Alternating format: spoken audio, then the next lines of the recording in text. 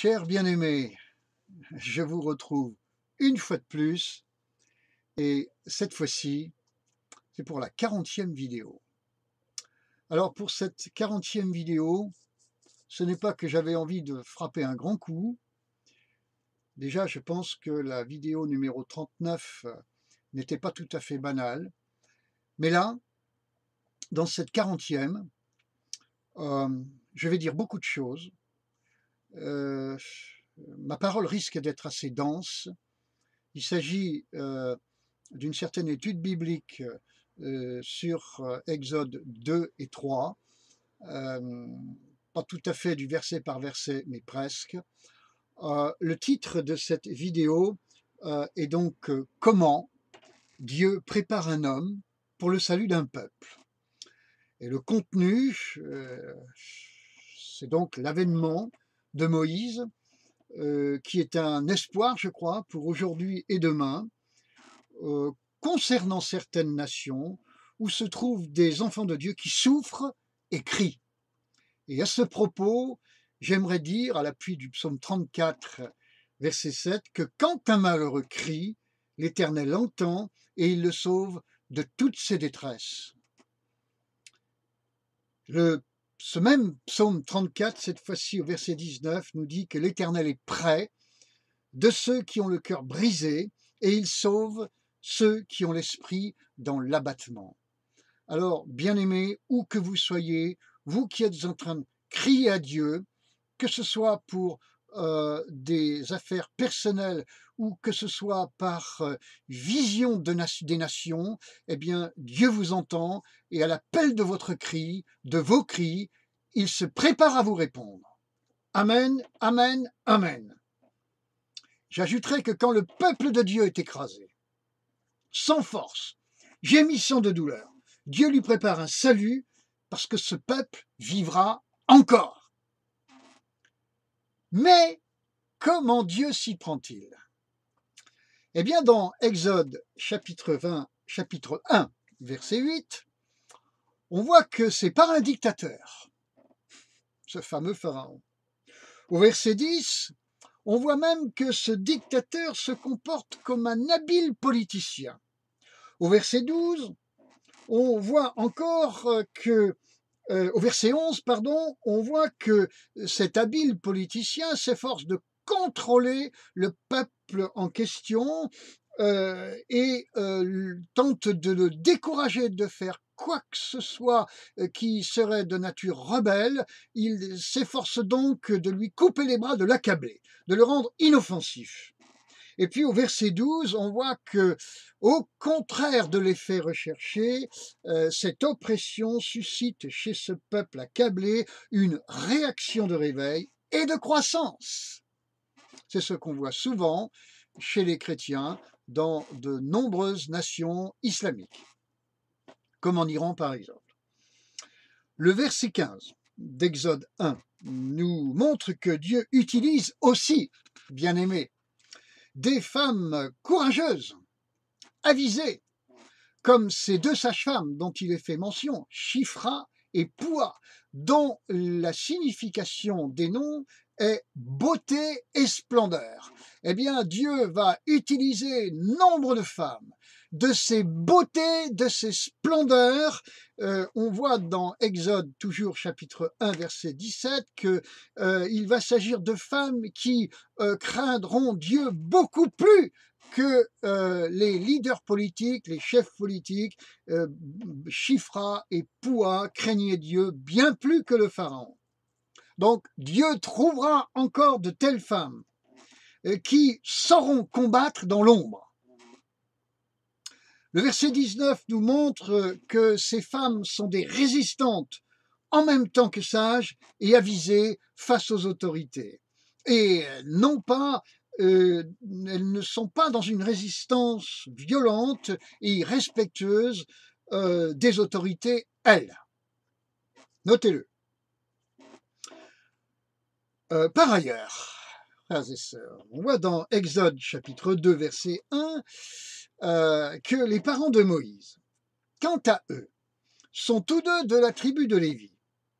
Donc, c'est un couple consacré, de la tribu de Lévi.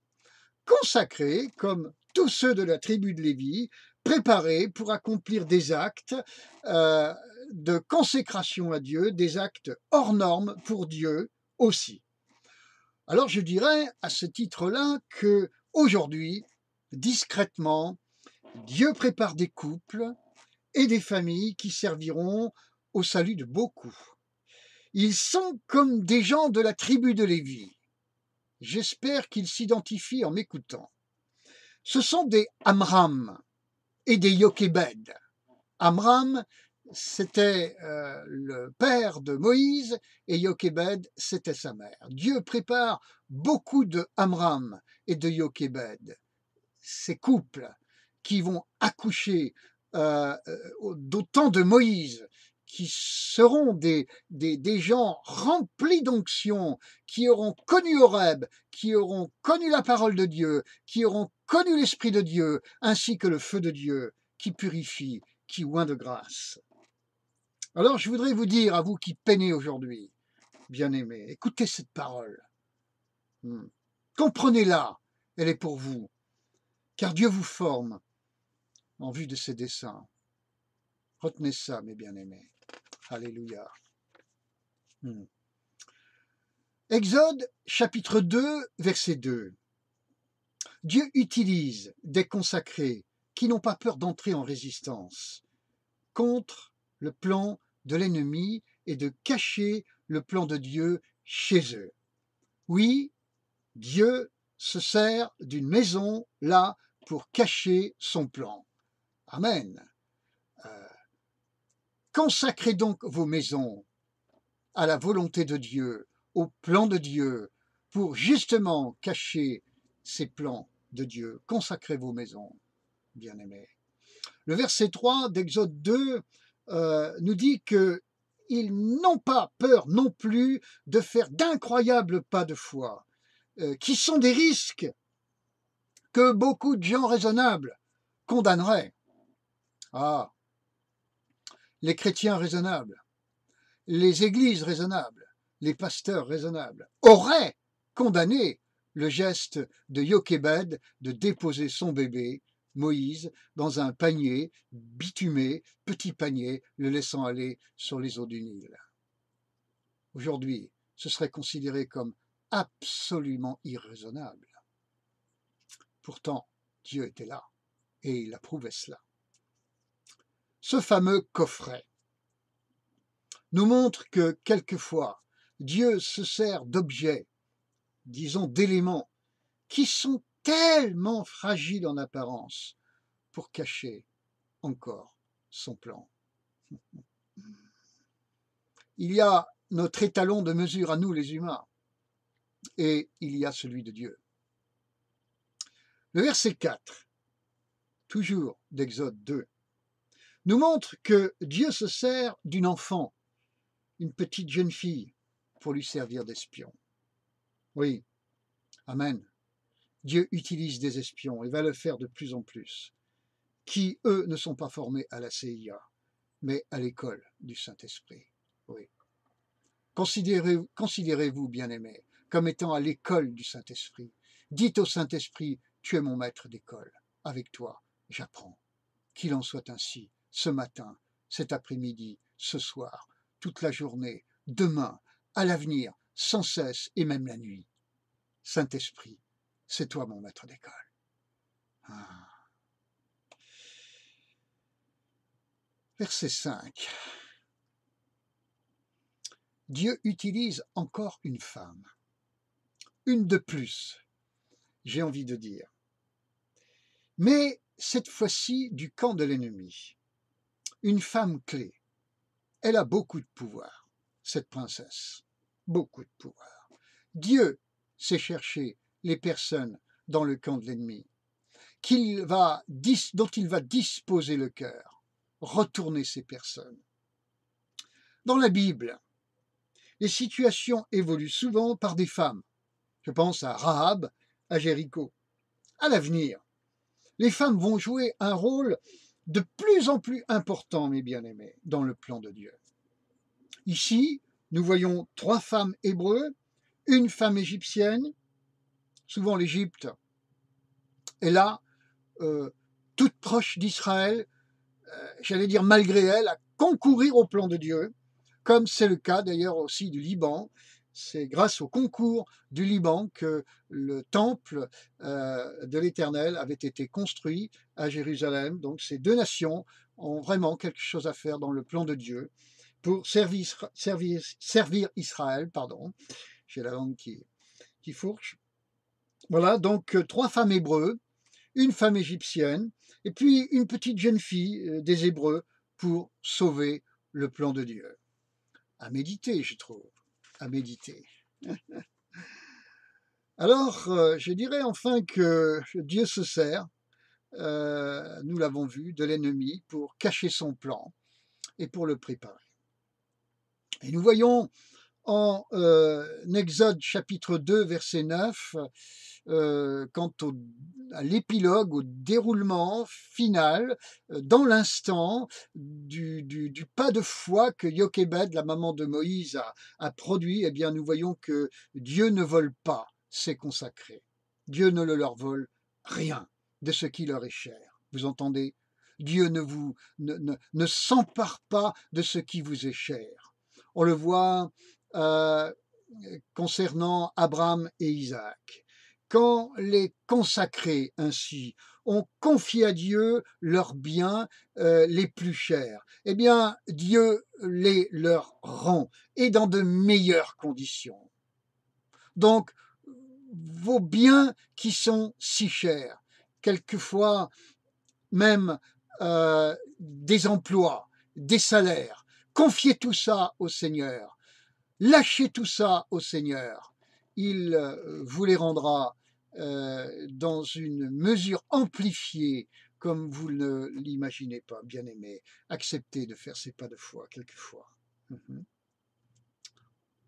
Alors, Exode chapitre 2, verset 12, cette fois-ci, eh bien, nous voyons, Moïse tue l'Égyptien, nous voyons que quand un homme est immature, eh bien, Dieu utilise néanmoins ses maladresses pour le former. Voilà, après l'acte de foi de Jochébed, je vous parle de l'immaturité du plan de Dieu. Le plan de Dieu est là, mais il n'est pas encore prêt. Mais même ces bêtises, Dieu va les utiliser pour concourir à la préparation de ce plan. Dieu utilise vos périodes immatures pour vous préparer à être mature plus tard. Amen. Et le verset 14 montre que Dieu utilise aussi le mépris dont fait l'objet Moïse pour le former à son service. Et le verset 15 nous montre que Dieu utilise le rejet. L'Égypte et Israël, les deux peuples, rejettent Moïse. Eh bien, Dieu utilise le mépris, verset 14, le rejet, verset 15, et verset 16, Dieu utilise aussi des pères, là, Jéthro en l'occurrence, pour former un homme à son service. Il y a tout cela que Dieu utilise. Bien-aimés, si vous vous reconnaissez dans ce portrait, c'est franchement plutôt bon pour vous. Vous êtes sur la bonne route. Amen. Mais, plus exactement, que représentent Jéthro et ses 7 filles? Je pense que ça vaut la peine qu'on s'y appesantisse quelques instants. Jéthro, son nom, Jéthro, signifie prééminence.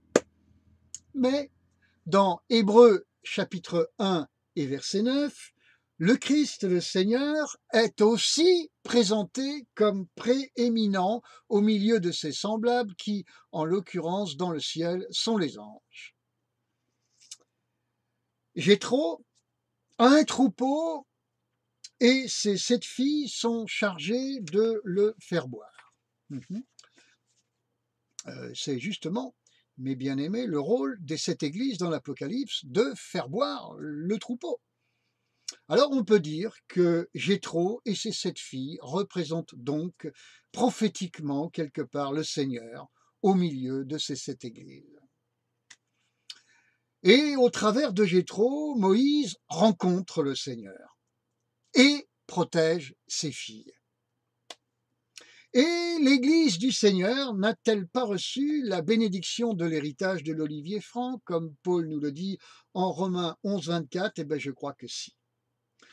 Exode 2, 21, il y a donc une alliance entre Jéthro et Moïse, comme il y en a une entre le Seigneur et Israël. Il y a également une alliance entre Moïse et Séphora, qui signifie petit oiseau, faible, donc gracile, comme il y en a une autre aussi, entre Israël et l'Église. Église belle, sans prétention et pure, comme Séphora, qui me fait penser, à moi personnellement, à Philadelphie.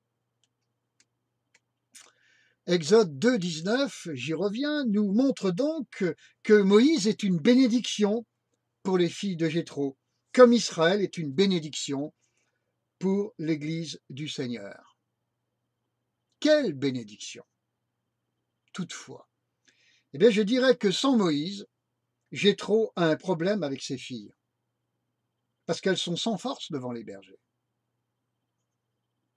Le verset 20 nous montre que Jéthro demande à ses filles, par ailleurs, d'aller chercher Moïse et de l'accueillir, comme le Seigneur demande à son Église d'accueillir Israël et d'en prendre soin. Sans Jéthro et ses filles, Moïse est seul et ne peut pas grand-chose. Et sans Israël, le Seigneur et ses églises sont sans force devant les bergers. C'est intéressant, j'espère, tout cela pour vous, mes amis. Je reviens à Exode chapitre 2, verset 21, pour vous dire que Jéthro est donc le point de jonction entre Moïse et ses filles. Comme le Seigneur unit en lui le juif et le grec. Oui, en effet, il y a Romains chapitre 10, verset 12, où il nous est dit qu'il n'y a pas de différence entre le juif et le grec, ils ont tous le même Seigneur. Christ est le point de jonction entre le juif et le grec, comme Jéthro l'était entre Moïse et ses filles. Je dirais de surcroît que Dieu prépare encore aujourd'hui et plus que jamais, cette fois-ci pas un Moïse, mais une multitude de Moïse qui béniront les filles du Seigneur. Dieu prépare aussi de nombreuses filles d'entre les nations qui présenteront beaucoup de Moïse au Seigneur. Moïse et Séphora sont l'image d'un temps de bonheur entre Israël et l'Église, malgré les bergers qui chercheront à leur nuire. Et ce temps de bonheur va avoir lieu avant le retour du Seigneur. Le serviteur que Dieu forme a obligatoirement compris la valeur prophétique pour aujourd'hui et demain de cette trilogie biblique que représentent Jéthro, ses filles et Moïse. Cette trilogie a donc une valeur prophétique considérable et fondamentale. Toute Église, toutes les Églises et tout chrétien qui n'intègrent pas cela finiront comme les vierges folles, sans huile, avec les portes du ciel fermées. Bien-aimés. Le chemin des vierges sages, quant à lui, mérite lui aussi qu'on en dise deux mots. Car si Jéthro semblait seul avec ses filles, Moïse l'est aussi dans sa situation, nous l'avons dit. Mais il y a Exode 3 et le fameux épisode de Horeb, qui signifie sécheresse. Dans cette situation, au moment de Horeb, Moïse semble vraiment esselé. Et c'est ainsi, précisément dans cette situation, quand il est esselé, que Dieu se révèle à lui et le baptise d'esprit et de feu pour l'envoyer vers sa destinée. Amen. Pas avant, juste là, quand il se sent très seul Exode 3, chapitre 20, nous montre que l'Hébreu ne va pas vers sa destinée de surcroît, mes bien-aimés, sans sa femme, la fille de Jéthro, et leur fils, au pluriel. Très intéressant, parce qu'Israël, je le répète, ne peut rien sans l'Église et leurs enfants communs. Le verset 25 nous montre que, grâce au prépuce de Gershom, Séphora va secourir son mari. Autrement dit, grâce à l'intercession consacrée de l'Église, l'Hébreu est sauvé. C'est pour ça qu'il faut prier pour Jérusalem. Mais tout ceci, vous le voyez bien, se passe cette fois-ci sans armée. Que faut-il comprendre ainsi pour demain? Eh bien, il faut comprendre que Prééminence libérera à nouveau Moïse et Séphora. Le Seigneur ainsi libérera Israël et son Église, quand les deux seront sans armée, sans puissance militaire. Car, jusqu'à présent, la puissance militaire de Moïse, c'est l'armée d'Israël. Et l'armée d'Israël, c'est pas une petite armée. Et la puissance militaire de Séphora, eh bien, c'est l'Angleterre, les USA et quelques pays satellites. Mais ces puissances militaires sont en déclin. Elles vont devenir de plus en plus vulnérables. Parallèlement, les filles de prééminence dans ces pays vont expérimenter l'onction d'Horeb, qui sera d'abord donnée aux Hébreux. Ainsi, mes bien-aimés, débarrassés de leur puissance d'en bas, les premiers-nés de l'Éternel et les filles de prééminence vont connaître un réveil sans précédent. Ensemble, ils vont crier au Seigneur pour être secourus. Ils vont aussi le faire pour le salut de l'Europe, de la France et du reste du monde. L'Angleterre et les USA se battront encore aux côtés d'Israël, mais cette fois-ci avec les armes de Dieu. Eh oui, bien-aimés. Les enfants de Dieu, d'Israël, d'Angleterre et d'Amérique ne doivent pas se désespérer. Dieu a encore une mission à leur confier. Ils débarqueront encore sur nos côtes, celles de la France et de l'Europe, là où j'habite et là où je sers le Seigneur. Ça ne sera ni par force, ni par puissance, mais par mon esprit, dit l'Éternel, des armées. Ces armées-là sont les anges qui sont dans le ciel. Zacharie, chapitre 4, verset 6, bien sûr. Il y aura, bien-aimés, une multitude de Moïse, de Zorobabel, ce chef juif qui était de retour de l'exil. Aussi une multitude de Séphora qui précéderont le retour du Seigneur. Il n'y aura pas que l'Antéchrist. Il y aura aussi un peuple reconsacré, des héros nombreux, des Séphora qui n'auront pas peur de couper les prépuces de leurs enfants pour sauver Israël. Et le salut d'Israël est aussi celui des nations. Le sang de Jésus, bien-aimés, nous ouvre les portes du ciel pour l'éternité.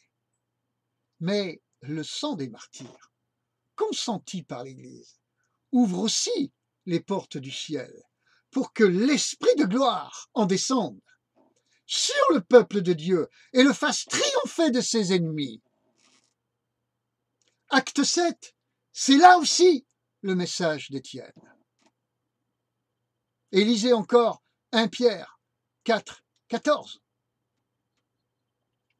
J'espère que beaucoup de juifs, chrétiens, frères et sœurs, entendront ce message, ainsi que des chrétiens anglais et américains, je l'espère. J'espère qu'ils relaieront ce message. Parce que savent-ils à quel point Dieu a encore une merveilleuse mission à leur confier? L'Europe politique et militaire va s'affranchir de ses vieux alliés. France en tête, mais pas l'Europe du Seigneur, qui, au contraire, va s'unir à eux plus que jamais. Frères et sœurs bien-aimés, retenez ces choses. Je me sens uni personnellement à mes frères et sœurs d'Israël, d'Angleterre et d'Amérique, de toute l'Amérique du Nord, et bien au-delà encore. Ces hommes et ces femmes qui vivent dans ces pays, et quand autrefois ces enfants de Dieu ont suivi la puissance militaire, et on l'a vu dans l'histoire de leur pays, c'était une époque, mais maintenant, ils vont travailler sans suivre aucune puissance militaire qui les précéderait. Et ils vont travailler comme ils ne l'avaient jamais fait à ce point-là. Ils vont travailler avec la puissance du Saint-Esprit. Et l'Esprit de gloire va descendre sur l'Église du Seigneur de ces pays.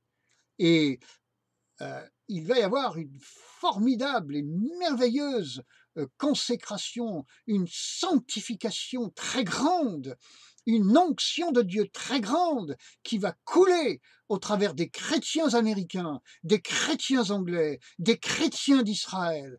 Et ceci, Dieu va les envoyer pour, avant le retour de son Fils Jésus-Christ, pour se battre contre l'Antéchrist.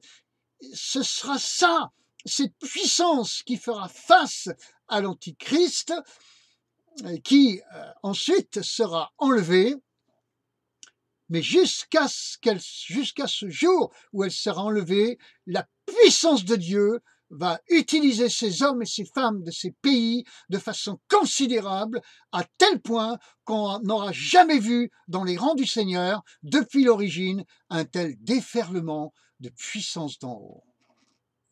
Voilà ce que je crois qu'il est juste de dire à l'adresse des chrétiens juifs d'Israël et d'ailleurs, des chrétiens d'Amérique, des chrétiens d'Amérique du Nord, des chrétiens peut-être d'Amérique du Sud aussi, de tout le continent américain, mais aussi des chrétiens anglais. Amen. Des chrétiens d'Angleterre. Je ne dis pas forcément des chrétiens du Royaume-Uni, mais des chrétiens d'Angleterre.